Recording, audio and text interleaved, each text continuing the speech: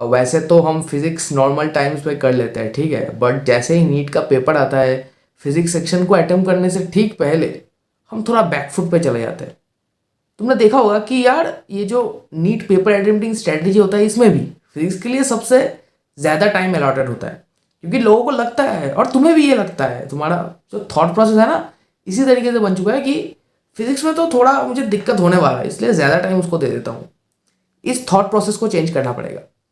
Physics तुम्हारा weakness नहीं है, फिजिक्स को तुमको स्ट्रेंथ बनाना पड़ेगा।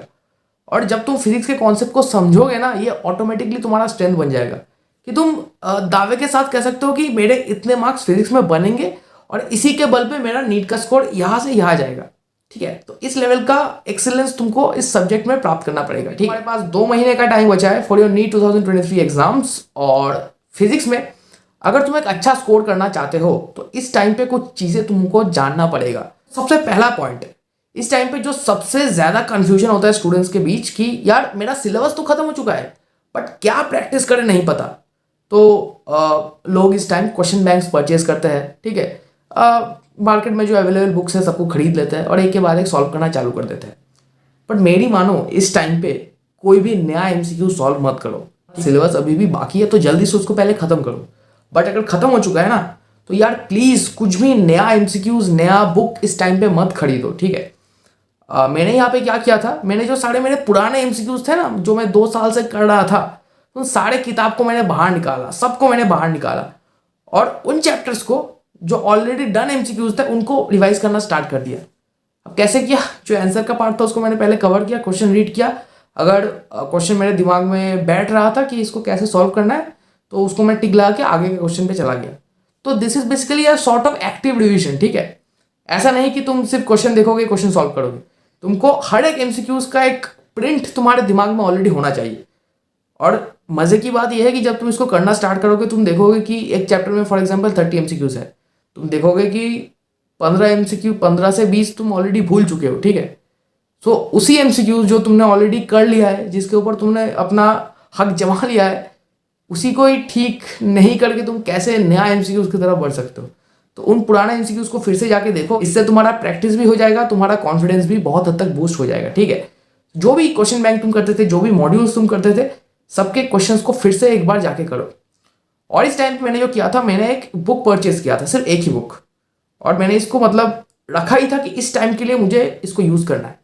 That's the NCERT at your finger tips. काफी फेमस बुक है NCERT at your finger tips का, जो फिजिक्स और बायो था मैंने इन दोनों को परचेज किया था और फिजिक्स को मैंने एज अ रिविजन टूल यहाँ पे यूज किया था। तो देखोगे सो अभी मैं तुमको एक ऐप के बारे में बताना चाहता हूँ, that is the Memonit app.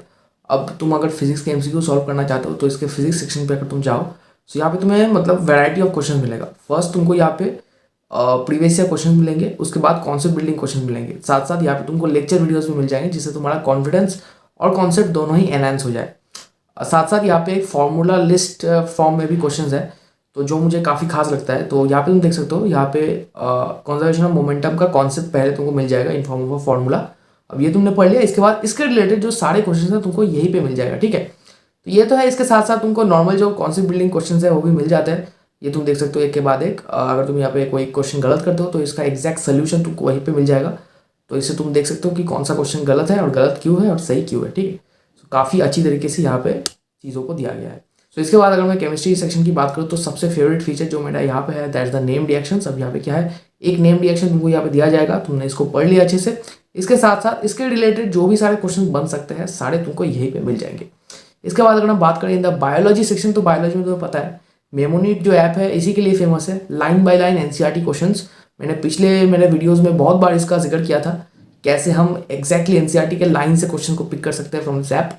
तो यहाँ पे तुम देख सकते हो क्वेश्चंस ऐसे फॉर्म में आएंगे। यहाँ पे क्वेश्चंस हिंदी में भी अवेलेबल है, तो अगर तुम एक हिंदी मीडियम के स्टूडेंट हो काफ़ी ज़्यादा हेल्प तुमको इससे मिलने वाला है। साथ साथ तुमको यहाँ पे नोट्स भी मिल जाएंगे।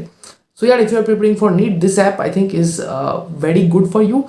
और अगर तुम इसका कोई भी सब्सक्रिप्शन लेना चाहते हो तो मेरा कोड देवांकुर यूज़ कर सकते हो। मेरा कोड देवांकुर को यूज़ करने के बाद तुमको इनके सारे सब्सक्रिप्शन पे 300 रुपीज़ का एक ऑफ मिल जाएगा। तो पहले तुम ऐप को डाउनलोड करो, इसका जो फ्री वर्जन है उसको जाके यूज़ करो। अगर पसंद आता है तो इसके बाद तुम आगे का सोच सकते हो। और इसके रिलेटेड जो सारे लिंक है मैंने डिस्क्रिप्शन में डाल दिया। So if you are interested you can just go and check it out. If you are scoring below 120 in physics now it's not being that great. ठीक है, अपने आप से देखो ना कि क्या गलती हो रहा है इस टाइम, कौन से मिस्टेक्स तुम फिर से रिपीट किए जा रहे हो।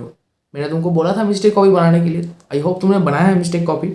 फिर भी अगर तुम्हारे मार्क्स कम आ रहे हैं तो क्यों कम आ रहे हैं, मतलब तुम गलती करते हो, उन गलती करने का पैटर्न्स जो होता है ना, पैटर्न्स को पहचानो।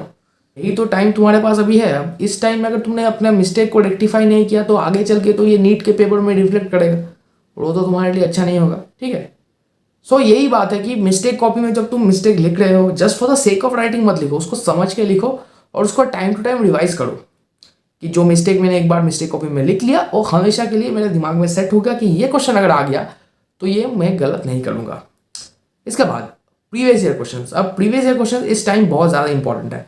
कम से कम 3 से 4 बार तुमको सारा प्रीवियस ईयर का क्वेश्चन सॉल्व करना है, और ऐसे सॉल्व नहीं करना है कि कान में मैंने हेडफोन्स डाला, एक के बाद एक क्वेश्चन सॉल्व किए जा रहा हूँ, आंसर नहीं पता सॉल्यूशन देख लिया।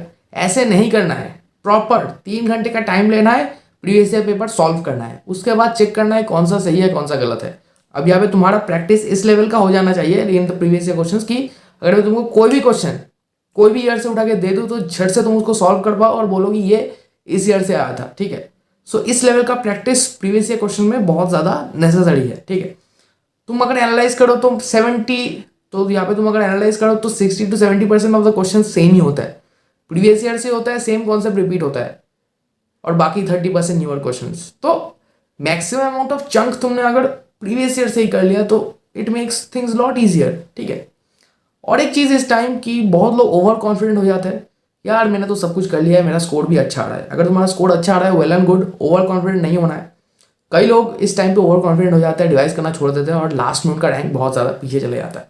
मेडिकल सीट तो मिल जाता है बट रैंक पीछे चला जाता है। अब ये गलती तुमको नहीं करना है। तुम्हारा स्कोर आ रहा है 650 640, वेल एंड गुड, उसको पकड़ के रखो, जो कर रहे थे वही करो, मॉक टेस्ट सॉल्व करो, क्वेश्चन सॉल्व करो, टाइम बाउंड क्वेश्चन प्रैक्टिस करो, मिस्टेक लिखो। तो ये सब कुछ तो पार्ट है प्रिपरेशन का, ये मत छोड़ो। सिर्फ 2 महीने का टाइम है, जो भी घिसाई करना है अच्छे से कर लो, अच्छे से प्रैक्टिस कर लो, उसके बाद तो मेडिकल कॉलेज में तुम लोगों का स्वागत होगा। तो चलो यार, इसी के साथ वीडियो को खत्म करते हैं। आई होप तुमको अच्छा लगा आज का कॉन्सेप्ट। अगर कोई भी डाउट्स है तो कमेंट सेक्शन में जाके लिखो। मिलते हैं बहुत जल्दी अगले वीडियो में, तब तक के लिए गुड बाय।